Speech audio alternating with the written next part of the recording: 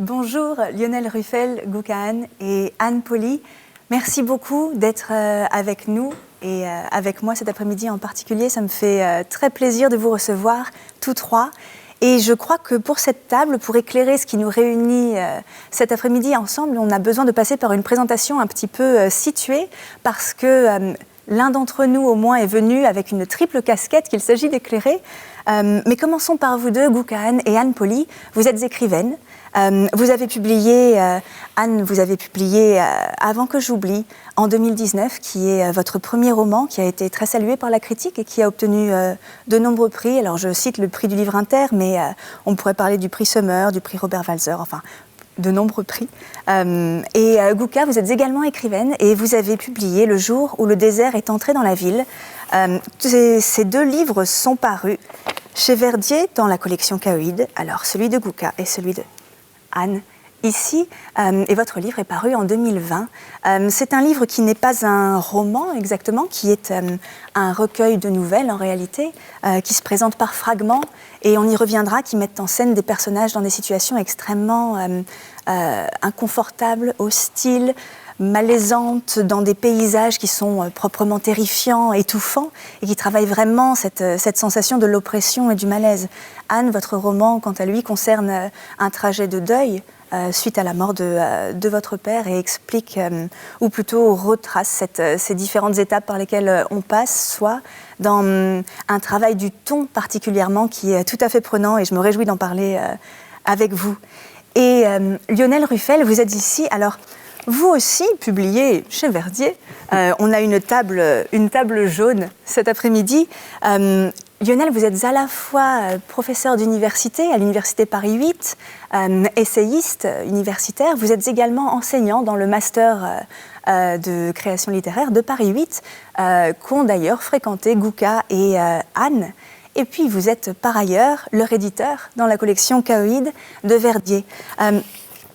Il me semble que pour cette table, on pourrait, si vous êtes d'accord avec ça, Lionel, accepter de parler de votre essai « Trompe la mort », dernier paru en 2019 du coup chez Verdier, en prenant au pied de la lettre le dispositif que vous mettez en place, en inventant ce narrateur qui, au lieu de livrer un essai universitaire dans les formes les plus traditionnelles de la chose, se permet un conte, en réalité, un voyage à travers l'histoire littéraire et l'histoire de l'humanité au sens large, comme on raconte une histoire. Et donc c'est avec ce narrateur, ou c'est ce narrateur que je voudrais convier plutôt que l'essayiste, plutôt que le théoricien, si vous êtes d'accord, mais également l'éditeur évidemment de Gouka et de Anne.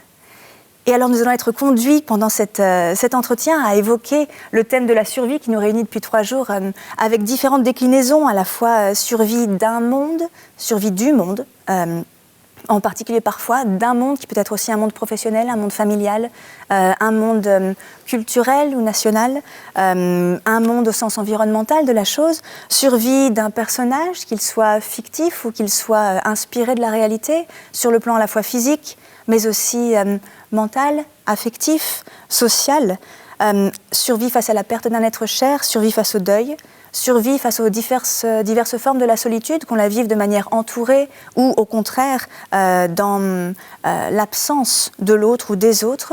Et puis également survie en dehors des normes sociales ou professionnelles, survivre à la marge ou dans une marge à laquelle on a été assigné, que ce soit une marge sexuelle, une marge intellectuelle, une marge de croyance en réalité de ce qui nous habite. Et alors, pour entamer ce vaste programme, j'aimerais, si vous le voulez bien, que nous commencions par le point qui a été, je crois, votre rencontre, qui est ce master de création de Paris 8, parce que dans ces 3 livres, et puis dans vos imaginaires, se déploie véritablement une réflexion autour de ce qu'est l'acte d'écrire, en lien avec ce thème-là, celui de la survie. Et je crois que quelque chose se joue autour du master. Lionel, vous en parlez dans votre texte.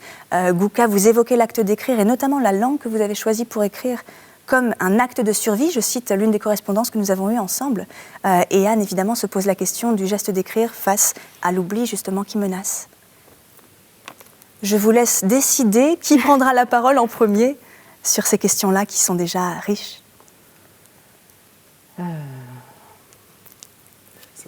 Moi, parce que moi, je suis l'homme, le professeur, l'éditeur, donc je vais quand même pas faire du mansplaining et m'étaler. Vous êtes le tiercé gagnant. Je vous en prie. Allez, Gouka. Je suis peut-être très opposée de toi, donc je vais... c'est légitime de parler peut-être d'abord. Oui, c'est vrai que j'ai parlé de cet acte, de mon choix d'écrire en français comme une acte de survie, parce que ça me paraît un peu énorme ce sujet, mais si je résume un peu, vous voyez tout simplement quand vous marchez quelque part, vous faites confiance en fait à l'endroit où vous posez les pieds.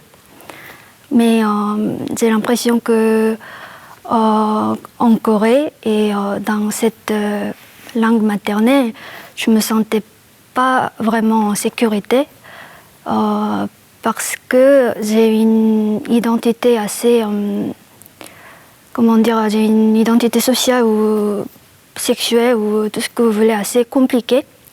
Enfin, pas compliqué pour moi parce que ça réunit dans mon corps et que je vois une cohérence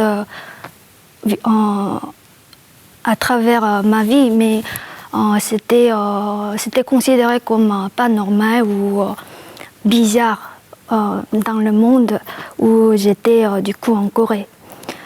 Du coup, voilà, l'écriture quand même c'était quelque chose de très intime et que c'était une des façons que je préfère au monde pour m'exprimer, mais je ne pouvais pas vraiment... Enfin, déjà c'était écrire quelque chose vis-à-vis du monde, c'était quelque chose de pas possible pour moi quand j'étais en Corée. Donc voilà, j'ai en fait entendu une triste nouvelle il y a juste quelques jours. Il s'agit d'un suicide d'une ex-militaire coréenne transgenre. Donc elle est entrée dans l'armée coréenne avec le corps de l'homme, mais elle a fait une opération pour changer son identité sexuelle pendant son service militaire. Et du coup, elle a été envoyée après cette opération en raison de son handicap mental ou physique. Donc pour moi, ce genre de choses, ce genre de nouvelles, le suicide de quelqu'un, c'est à cause de cette raison, juste pour vivre en telle qu'elle était. J'ai tellement entendu ce genre de nouvelles quand j'étais en Corée et encore maintenant. Je me sentais pas en sécurité tout simplement avec ma langue maternelle. Du coup, voilà, c'était vraiment pour échapper. Si je résume, voilà, c'était un peu pour ça. Un acte d'exil, en fait, qui est oui. Un acte d'affranchissement. Oui, je crois que c'est vraiment ça. Ouais, en dehors de la langue maternelle, mais en dehors aussi de ce qu'elle charrie d'emprisonnant. Oui, en fait, oui, pardon, je laisse peut-être la parole pour les autres parce que je parle un peu longuement, mais... On reprendra, oui, merci beaucoup. Écrire, survivre au deuil, voilà. Je sais pas, moi c'est sûr que l'écriture pour moi a eu quelque chose de salvateur et m'a permis de survivre justement à l'effondrement qu'a représenté ce deuil dans ma vie. Ce qui m'intéressait, moi, au moment où j'ai écrit ce livre, alors d'abord, c'était d'écrire, dans un premier temps. Et ensuite, pourquoi j'ai parlé du deuil du père. Certains y voient quelque chose de corrélé. Mort du père, début de l'écriture, coïncidence ou pas, bref. Toujours est-il que Mon geste d'écriture à moi, ça a été d'écrire pour conjurer l'oubli qui survient inexorablement à la mort de quelqu'un. Et il s'agissait en fait de faire une sorte de dernier inventaire avant disparition. Et parce que, ayant perdu ma mère plus tôt, j'avais bien remarqué que l'esprit plastique s'empresse d'oublier les détails, et surtout les détails désagréables. Et là, il était question quand même de revenir sur cet amour pour mon père, mais en éludant justement aucun de ces détails désagréables. Et c'était aussi, donc voilà, c'est comment revenir sur une relation, comment revenir sur ce dont on hérite d'un parent. Il s'agissait aussi de revenir, vous l'avez un peu évoqué tout à l'heure, sur un monde qui disparaît, et notamment un endroit social. Des gens issus de classes moyennes à modestes, souvent de milieux ruraux, qui, à la faveur des Trente Glorieuses, ont réussi un peu leur vie, mais quand même se sont un peu fourvoyés, ont marché à côté de leur pompe un peu pendant toute leur existence, mais ont quand même eu des vies à la fois banales et extraordinaires. Et c'était justement ne pas ployer sous cette injonction à comment dire ça, à rester modeste et dans sa classe sociale d'origine. Enfin, il y avait quelque chose aussi comme ça. Écrire ce livre, c'était aussi une revanche là-dessus. Voilà, une revanche sociale aussi. Porter la mémoire et le flambeau de cette mémoire plus loin, ailleurs, et dans un endroit où elle se lirait et elle se verrait. Et faire honneur à un geste qui est l'un des gestes dont vous parlez beaucoup par rapport à votre père, justement, de dépassement ou de refus de l'enfermement dans cette catégorie sociale et dans le mépris ou qui lui est souvent associé ou avec lequel il a senti qu'il était reçu. Oui, voilà, c'est ça. Dans certains univers. C'était lutter un peu contre ça, justement, porter le flambeau de cette mémoire. Si vous voulez, c'était rendre hommage à cette non-conformité qui avait fait que cet homme, à cette époque-là, avait été considéré comme un bon à rien, un moins que rien, un alcoolique, etc. Et en fait, de révéler que sa personnalité profonde était plus subtile que ça et ne correspondait bizarrement pas, enfin, comme des tas d'hommes à l'époque, j'imagine, à ce qu'on attendait de la virilité des hommes, etc., de ce qu'il fallait faire, être un winner, être un bon père de famille, être quelqu'un qui prend, quelqu'un qui fait, qui agit. Or, justement, là aussi, il y avait une défense de... comment vous expliquer ça, c'est quelque chose de très... c'est très lié aux classes modestes, à faire des choses. Il faut faire des choses, il faut éplucher les patates, il faut balayer la cour, il faut aller travailler, voilà. Tandis que lui, s'était autorisé justement cette rêverie, c'est-à-dire ne pas faire. Plutôt penser, réfléchir, lire. Mais bon, il était coincé entre les deux. Or, justement, c'est ce trajet à lui, cette première... comment dire ça, révolte que moi j'ai portée en m'autorisant justement l'écriture, la pensée, la lecture, des choses comme ça. Voilà. Une révolte des contemplatifs en un sens. C'est ça. Ouais. Et Lionel, puisqu'on parle de l'effondrement d'un monde ou de la crainte de l'oubli d'un monde avec Anne, peut-être que je vous laisse la parole sur ces questions-là, à l'écrire face à ça. Oui, mais c'est bien que vous commenciez par la question du master de création littéraire, parce que d'une certaine manière, je dirais que cette formation qui nous rassemble à divers titres tous les trois, était une stratégie de survie institutionnelle et presque de politique, en ce sens où la politique qui est aujourd'hui menée et incarnée par Madame Vidal et Monsieur Blanquer, dirais-je, est en place depuis assez longtemps, et elle n'est pas faite pour les littéraires, elle n'est pas faite pour les désaxés, elle n'est pas faite pour ceux qui sont un peu à la marge, et nous on a compris ça suffisamment tôt dès la fin des années 2000, vers 2008-2010, dans mon université. Et on a un peu pris le slogan zapatiste pour argent comptant, puisqu'on est déjà mort, au moins on est débarrassé des contraintes de la vie. Et du coup, on a inventé une stratégie qui était de se dire, on est libéré de tout ça, et on va faire exactement ce qui nous plaît et ce qui nous tient. Et je suis heureux de voir quand j'entends Gouka dire pourquoi elle choisit la littérature, pourquoi elle choisit l'exil de langue, quand je sais ce qu'est le parcours d'Anne, qui avait déjà un parcours professionnel et qui savait qu'il y avait un moment où elle devait se confronter à quelque chose qui dépasse toutes les... je sais pas comment dire, la banalité dans laquelle nous sommes, et qu'il fallait qu'elle se confronte à ce deuil, à cet oubli, etc. Et qu'elle puisse se dire, tiens, il y a un lieu pour les mal placés, les désaxés, et ça sera ce master création littéraire qu'il puisse donner cet espace de survie à un moment où ces choses-là sont disqualifiées en permanence, et nous le retourner presque comme un stigmate en disant « Ok, vous voulez qu'on soit déjà mort ? On est déjà mort et on va exister ici presque à l'état de fantôme, mais par contre, on va aller à fond dans cette logique-là. » Et c'est ce qui fait le contexte narratif un peu particulier du livre dont il est question, Trompe la mort, qui était dans un moment particulièrement tragique en 2018 de fermeture de mon université, etc., où tout d'un coup, finalement, on se dit, mais débarrassé de toutes les demandes d'évaluation, de machin, de ceci, de cela qu'on exige de nous, on peut, à partir de pas grand-chose, reconstruire quelque chose qui nous intéresse vraiment et s'attaquer à ce qui nous tient à cœur. Et moi, pour le cas de ce livre, c'était vraiment s'intéresser de manière très,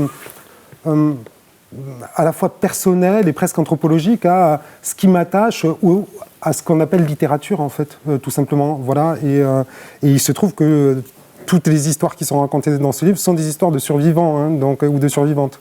De fait, ce qui nous a rassemblés était un moment où il y avait un certain effondrement, je ne sais pas un effondrement d'ailleurs, parce que c'était une attaque massive, et à laquelle nous, on a répondu en truquant un peu le jeu, et en ne prenant pas de front exactement, mais en le déplaçant complètement, quoi. Un peu comme des zombies. Voilà. C'est intéressant cette image du zombie et de la rémanence spectrale que vous évoquez, parce que c'est quelque chose qui est très présent aussi, mais sous différentes formes. Je pense, dans Trompe la mort, à cette forme de grotte pariétale où les silhouettes des étudiants du master apparaissent. Justement, on voit même leur écriture au tableau noir. Mais je pense aussi, dans le domaine de la fiction, dans les nouvelles de Gouka, à ces personnages très, très marginaux, ces personnages errants.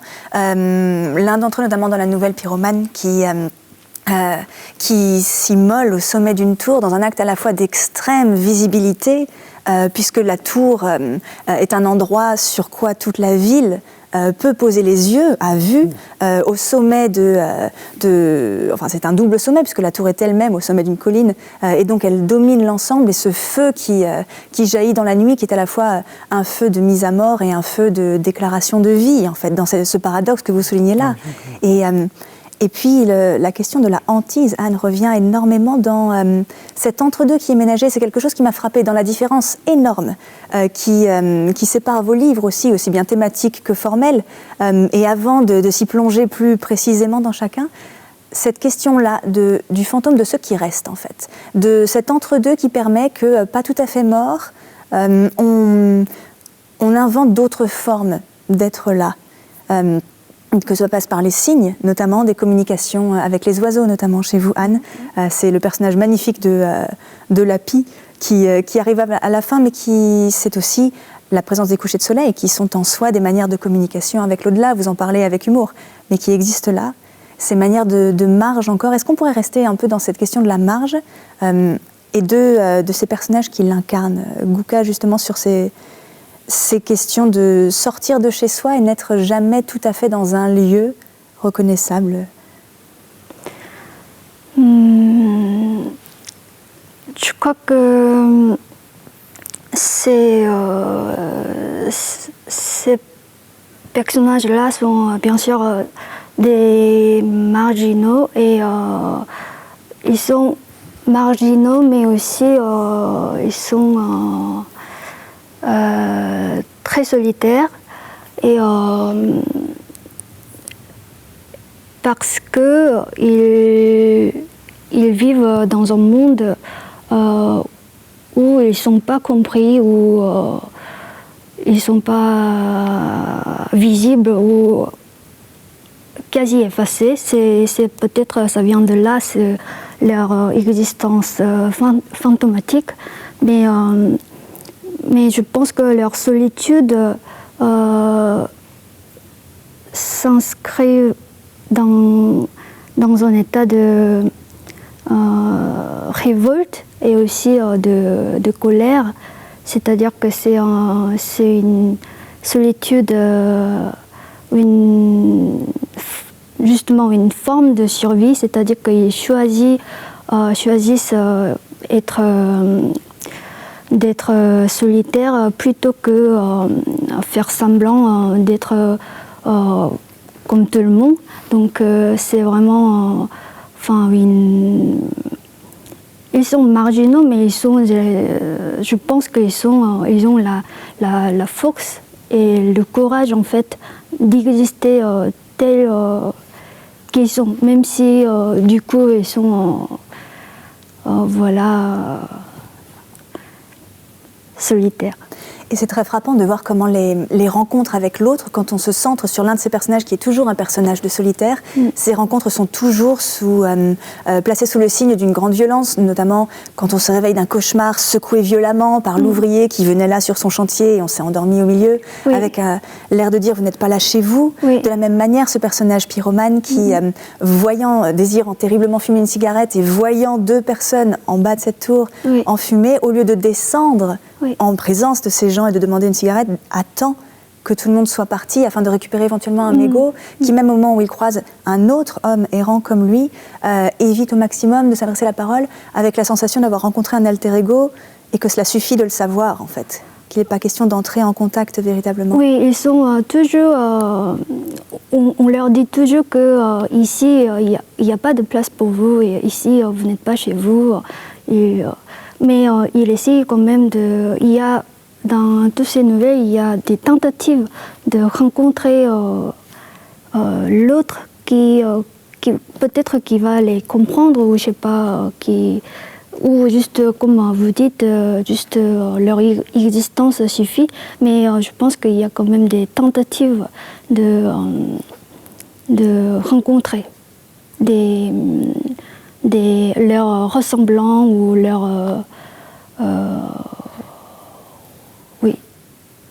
Et il y a notamment toute une nouvelle qui est tournée autour de ce motif-là, deux nouvelles d'ailleurs, l'une sur la rencontre amoureuse autour de deux jeunes filles en fait au lycée, l'une objet de tous les regards et dont on découvre qu'elle est amoureuse d'une autre fille, et à partir du moment où le lycée le sait, l'adoration dont elle était l'objet se voue en haine et en harcèlement, et la narratrice qui raconte cela, elle garde ce regard aimant sur cette personne. Et une autre nouvelle, amoureuse également, d'une rencontre qui ne se fait jamais, qui aurait pu se faire 30 ans avant que la nouvelle ait lieu, et qui en fait ne cesse de mettre en présence les deux personnages concernés sans que jamais véritablement la rencontre ne prenne place.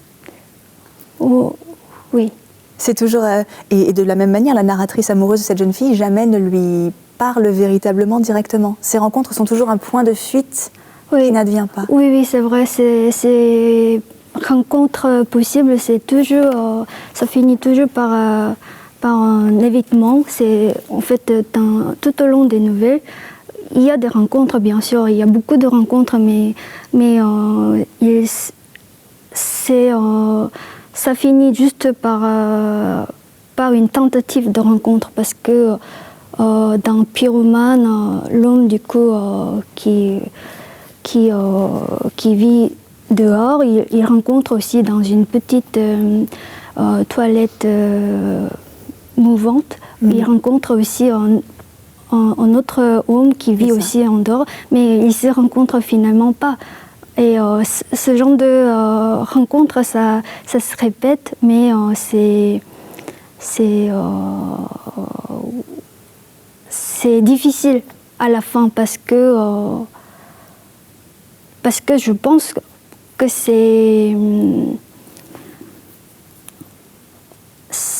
ce genre de rencontre n'est pas possible en fait dans le monde où on est en fait, parce que il y a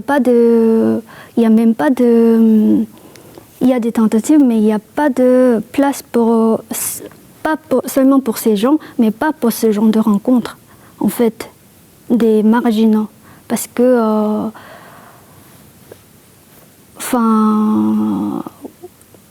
comme si l'organisation sociale générale, tellement oppressante en tant que telle et tellement pernicieuse, s'infiltrait aussi dans la vie personnelle de cette fameuse marge, d'une part marginalisée et en plus vouée à une solitude encore plus profonde, redoublée, c'est ça que vous représentez? Oui.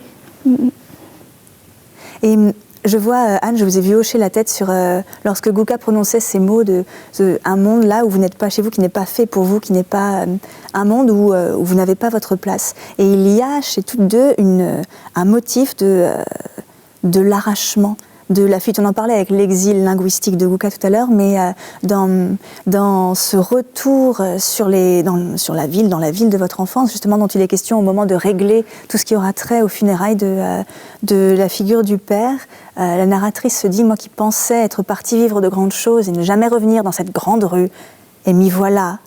Et en fait, peut-être que je ne l'ai jamais quitté, et je me sens comme telle. Cette espèce d'aimantation constante, ce magnétisme en fait du livre entre la démangeaison d'un départ et l'impossibilité de quitter vraiment le lieu. Impossibilité, en tout cas, oui, un retour obligé et l'évidence qu'on a beau s'agiter en tous sens, que ce sera difficile de s'extraire. Et d'ailleurs, finalement, écrire ce livre, c'est une manière d'être fidèle aussi à cet endroit, dans la langue, par exemple, que ce livre emploie, dans la description, justement, de ces environnements. Mais je rebondis sur ce que vous disiez, sur les points d'appui, sur les choses qui sont impossibles, les choses qui s'effondrent, et comment trouver des points d'appui. Dans ce livre aussi, je parle de ça, comment tout ce sur quoi on pourrait s'appuyer, c'est-à-dire par exemple les rituels du deuil, les protocoles qui sont envisagés pour ce moment-là particulier, tout dérape, rien ne va.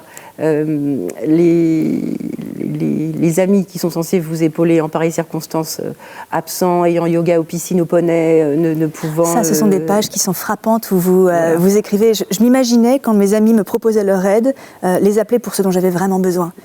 Est-ce que tu pourrais travailler à ma place pendant 1 mois ?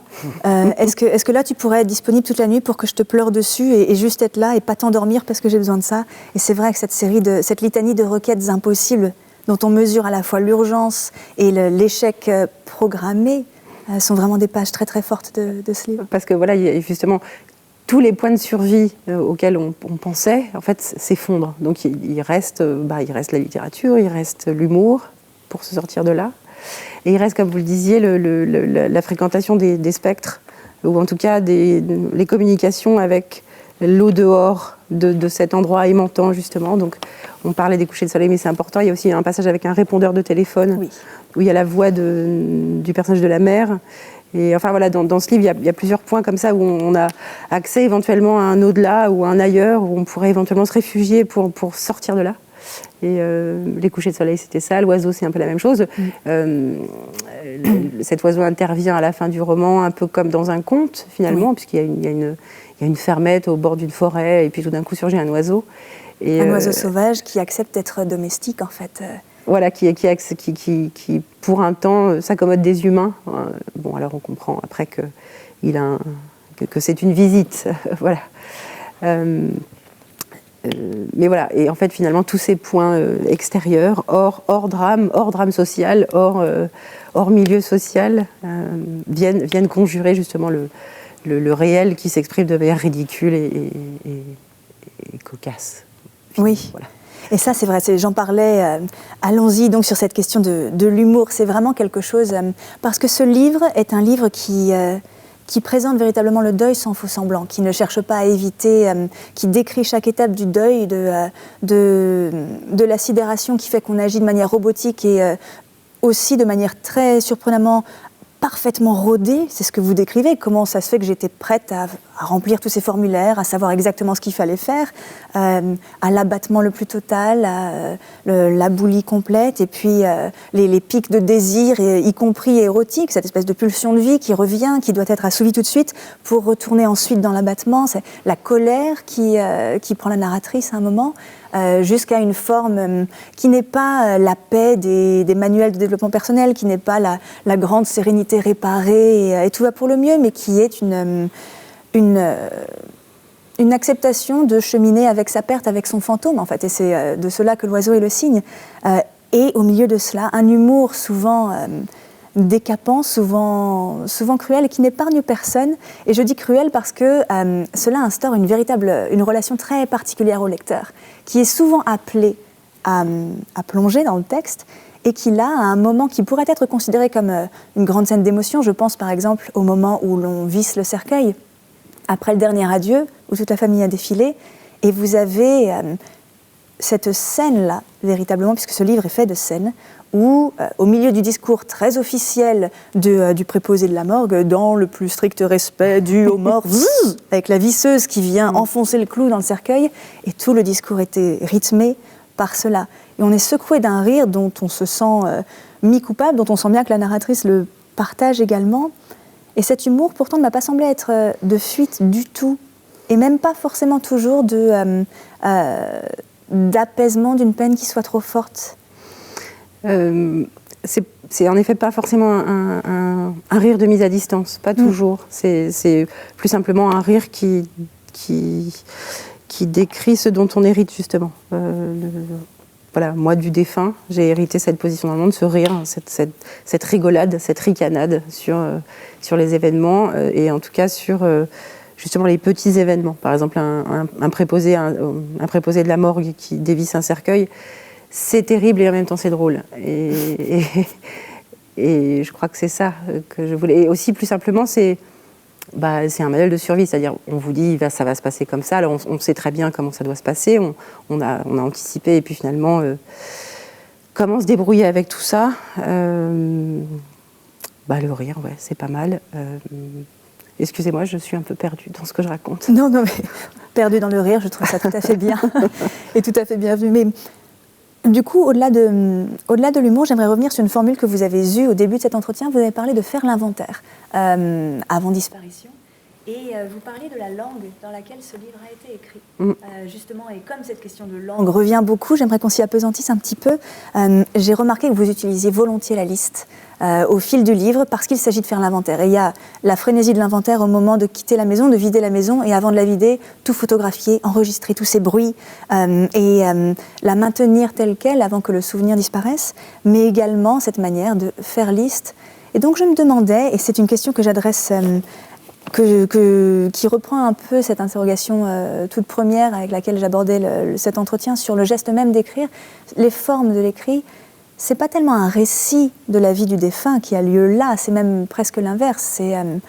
C'est un ensemble de fragments qui sont convoqués pour dire des facettes et pour évoquer des scènes. De même que Goukas n'est pas un récit de survie qui se déroule sous nos yeux du tout. Ce sont des fragments qui s'agencent pour mettre davantage en valeur les moments où on ne survit pas, où ça patine, où ça glisse vers peut-être encore plus d'inconfort et plus d'inquiétude. Et Lionel, quand ce narrateur nous promène d'une salle à l'autre de cette grotte pariétale, il y a vraiment dans la confrontation des textes à chaque fois une forme qui s'invente, qui elle aussi passe souvent par l'humour. Et on sent bien que la forme même, dans le genre en un sens, a un lien très fort à ce qui se joue de la permanence de la survie. Est-ce que vous voulez répondre sur les listes peut-être Oui, l'histoire du fragment, la liste, oui, permet justement. On parlait tout à l'heure, on a une conversation juste avant de rentrer en plateau, sur le plein et le vide. Et justement, les listes permettent ça, de laisser du vide. C'est-à-dire qu'elles sont suffisamment évocatrices, elles convoquent des éléments tellement disparates et permettent des contrastes tels qu'on n'a pas besoin d'en dire beaucoup plus. C'est ça, c'est faire se rencontrer ces listes, surtout ce qu'elles disent, c'est les rêves que les gens ont portés dans leur vie, par exemple. On voit ça beaucoup dans les foires à tous les vides-greniers, on voit dans les caisses au bas des étals, apprenez l'allemand en 15 jours, partez en Thaïlande pour un mois, remettez-vous... Enfin, voilà, tout ce que les gens ont porté de rêves sont souvent visibles dans les objets qu'on hérite d'eux. Donc c'était aussi... si je vous dis des bottes de cow-boy taille 47 et des carabines en mauvais état, vous avez une idée d'un personnage. J'ai pas besoin d'en dire beaucoup plus sur ce qu'il a. Et puis ça permet de décrire socialement un endroit. Mais l'histoire du fragment comme ça, c'est plus évocateur qu'un long discours sur la description dithyrambique d'un défunt qu'on aimait tant. C'est plus rigolo de décrire ce qu'il possédait. À la fois un appel d'air et une source d'évocation en fait qui n'épuise pas, qui ne fige pas l'image. Oui. Et qui permet à chacun de se faire une idée, enfin je sais pas. Oui, je comprends qu'il laisse une vie en fait, quelque chose de mobile. Oui, qu'il laisse l'air circuler, on va dire. Exactement. Pour mon livre, je pense que une des particularités du style ou la forme de mon livre, je crois que c'est surtout qu'il y a des personnages, mais ils ne sont pas vraiment genrés. On ne voit pas vraiment la première nouvelle, surtout l'OS. Qui est une anagramme de Séoul, justement. Oui, je crois que c'est important qu'on le rappelle là, oui. par rapport à cette question de la langue, justement. Oui, c'est vrai que c'est à l'envers de la ville Séoul, mais aussi on ne sait pas qui est cette narratrice ou narrateur, parce qu'il n'y a aucun indice pour marquer le genre pour cette nouvelle, mais c'est pas seulement la première nouvelle, c'est toutes les nouvelles. Les gens confondent vraiment, c'est assez drôle de voir les gens qui disent « Oh, c'est ce garçon, c'est cette fille ». En fait, c'est vrai que c'est pas évident, mais ce genre de choix, c'est à la fois avec la réflexion sur la langue elle-même, parce qu'en effet, en coréen, utilisation de je ou utilisation de pronoms, c'est très différent. Déjà, la langue coréenne, c'est pas genré. Le pronom il ou elle, ça n'existait pas en fait en Corée. C'était au début du XXe siècle que ça a commencé avec en traduisant des livres étrangers, qu'on a inventé ce pronom il ou elle. Donc du coup, au départ, c'était vraiment cette pure question qu'est-ce que ça ferait en fait si j'efface toutes les traces de genre, comme ce qui était possible en coréen. Je crois qu'en coréen, c'est tout à fait possible d'écrire un livre sans marquer, sans révéler le sexe de narrateur ou de narratrice. Et donc, en écrivant cette première nouvelle, l'OS, c'était avec cette question-là. Et ça a continué tout au long en écrivant toutes les autres nouvelles. Donc en travaillant à la fois le côté interrompu de la nouvelle, le fragment, et renouveler toujours ce flou, cet entre-deux, oui. Et cette question de l'insituabilité presque spectrale dont on parle depuis le début. Oui, oui. Merci. Et... Alors, peut-être sur ces questions de liste, etc., moi, ce qui m'avait intéressé dans ce livre, c'est un peu ce que je fais en cours la plupart du temps, c'est me dire qu'on peut enseigner la littérature avec cette image de la personne qui va mourir. Elle se rappelle tout ce qu'elle a vécu en une minute. Mais j'imagine que ce n'est pas une accumulation de scènes qui vont dans une grande accélération, mais plutôt des connexions de choses. Tout résonne, tout est en correspondance, tout se fait écho. Et en cours, particulièrement parce que le public de Paris 8 est un public assez spécifique, on ne peut pas travailler sur la littérature à partir d'une accumulation d'érudition ou des choses comme ça, et on essaie plutôt de travailler, enfin moi j'essaie de travailler en me disant qu'est-ce qui compte le plus, et s'il faut que je parle de l'Antiquité, de la période contemporaine, des genres, etc., je peux le faire de manière assez souple et assez libre. Et donc le but c'était dans le livre de faire une histoire de la littérature en 80 pages et complètement orientée par des points d'entrée qui étaient très spécifiques, mais avec cette idée qu'on peut faire revivre les choses sans leur aspect monumental, disons, voilà, les faire revivre, ou plutôt les faire leur donner de la vie dans un acte de communication sans forcément tout récapituler, voilà, disons quelque chose comme ça, quoi. Voilà, dans le livre, c'est pour ça que c'est à la fois une ambition démesurée mais complètement humoristique presque, il y a de l'ironie là-dedans, quoi. C'est-à-dire évidemment, il ne s'agit pas de faire l'histoire du monde en quelques mots, juste, voilà. Mais y compris dans la manière de désigner les sacro-saints personnages de l'histoire littéraire. Oui. Notre héros, on passe du pauvre Fabrice à Kant, en fait. Moi, ça, c'est tout l'avantage de la citation cachée ou de se ressaisir du ton de quelqu'un d'autre. Moi, j'aime beaucoup faire ça quand j'écris, être dans des quasi-citations ou d'être parce qu'en fait, c'est pas un jeu postmoderne avec la référence pour ceux à qui ces références disent quelque chose, mais c'est plutôt une manière de justement faire vivre des choses en soi, et tout d'un coup, si ça a été bien dit comme ça, pourquoi pas le redire et habiter. Écrire, c'est quand même très souvent habiter la langue, en fait, tout simplement, et la langue, elle charrie plein de choses, et je trouve ça beaucoup plus agréable d'être traversé par ces flux de langue, de références et de monde, plutôt que les mettre à distance. Voilà. C'est superbe, merci Lionel, parce que j'aimerais, en guise de dernier mot, revenir à cette question de la langue qui est revenue plusieurs fois entre nous. Et justement, Anne, vous parliez de la langue dans laquelle a été écrit votre livre, qui est une langue qui veut faire hommage à ce milieu social, justement. On a beaucoup effleuré le sujet qui a été très traversier dans notre entretien, cette assignation à résidence sociale dans l'image, en fait, dans la projection qui est faite de soi comme appartenant à un lieu. Cette attention aux mots que vous avez, vous en parliez Gouka autour de la question de genrer ou non le personnage et comment le dégenrer, et puis Lionel vous venez d'en parler aussi, la langue dans ce qu'elle charrie de cruel, d'oppressant, de dangereux, de menaçant en fait pour notre survie, et comment vos livres la travaillent. J'aimerais que nos derniers mots ensemble portent là-dessus. Moi par exemple je me suis attachée à décrire, à relater des conversations de rien précisément, des conversations autour d'un pot de moutarde, d'un rideau qu'il faut tirer, et aussi des conversations, relater ces conversations-là au discours indirect libre, enfin quelque chose qu'elle m'a dit, il m'a répété, alors je lui ai répondu que, voilà, quelque chose de très comme ça qui est pas tendu par une ponctuation sévère, enfin quelque chose qui est un peu libre comme ça, et libre de son propos, de son flux. Et en fait, c'est peut-être, il y a une liberté là-dedans, de décider de choisir soi-même quand on met le point, et de pas être. Voilà, il y avait une recherche c'est un peu venu tout seul, mais quand j'y pense, il y avait quelque chose de cet ordre-là, d'être libre dans son souffle en tout cas, de ne pas être pris au piège de quelque chose de trop serré. Voilà. Et puis, oui,